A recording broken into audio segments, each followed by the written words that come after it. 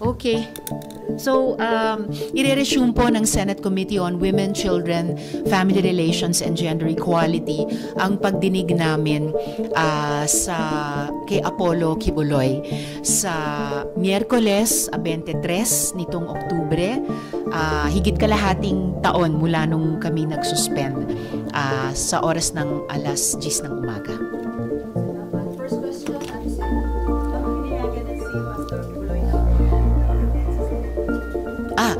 Susulat po ulit ang komite sa korte para tulad ng sa ibang mga resource persons na nasa kustodiya ng korte o di kaya ng law enforcement ay mahingi yung permiso nila na padaluhin siya dito sa hearing.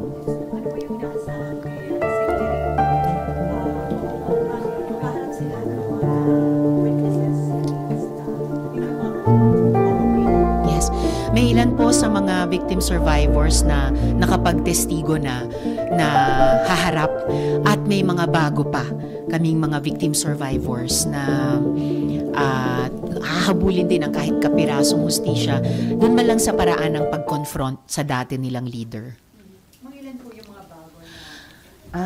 Hindi ko pa masabi yung exact number pero over the past 7 months na nag-suspend kami, may mga nag-reach out din sa opisina ko at sa aming komite dahil nasubaybayan din nila yung mga naunang mga pagdinig at nasubaybayan nila yung pagtestigo ng mga kapwa nilang victim survivors.